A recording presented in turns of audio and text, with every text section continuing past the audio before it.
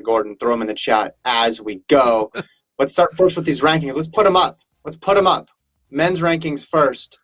Big story here. You have LSU's lead expanding, Gordon, by a large amount. Yeah, 94 points for LSU to Oregon's 52.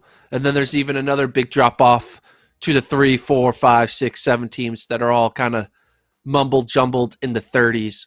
But LSU at 94 points, and that's a conservative 94. They could score over 100.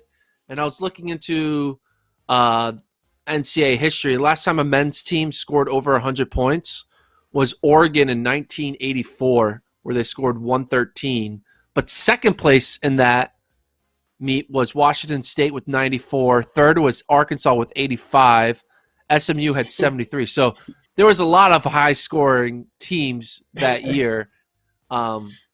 So it makes, I think, it's a different time. There was less athletes from different universities competing, so it was easier to score high points. But for LSU to score potentially over 100 in the year 2021 would be an impressive, dominant feat. Mm-hmm. And we know about Javon Harrison and how he could do the field event double, that high jump, long jump double. But what stuck out to me when I was looking at your rankings, Gordon, was the opportunity that LSU has to do a sprint sweep. And what I mean by that is 100, 200, 400, both hurdles and both relays. Is it likely? No, but you have somebody from LSU ranked fairly highly, if not at the top of the list in all those events. This is something the USC women had an outside shot of doing, which unfortunately, because of the cancellation of championships, we never got to see if they could pull something similar off at indoors or outdoors last year. But LSU with Laird in the short sprints, with Noah Williams in the 400, with Damian Thomas in the high hurdles, with Burrell in the low hurdles, and then with strong depth in those relay teams, actually has a chance to pull off a sprint sweep here. Not only could they win the 1, the 2, the 4, the hurdles, the long hurdles, we're at 5 events now, the 4x1, the 4x4, we're at 7 events. They also can win the high jump. That's 8 events. Right. They could win the long jump. That's 9 events. They could win the triple jump. That's 10 events.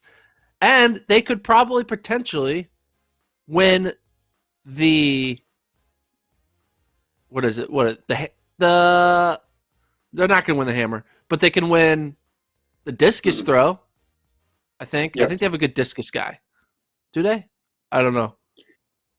No, maybe it's not discus. They had. You do not have anybody from LSU ranked in the discus. You have someone from LSU. You have Jake Norris 5th in the hammer. Yeah, that's it.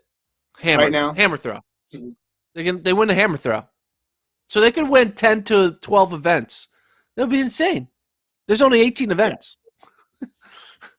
Right. I mean, and again, it just speaks to the level of dominance here and why there is a gap between them and everybody else. You talk about cushions here. LSU has won the state of Louisiana itself going into this meet. They could absorb a lot of misses and still be good, because behind those athletes they have depth too. It's not just the top line. You mentioned Javon Harrison, right? But then they have a couple other jumpers that could score as well too.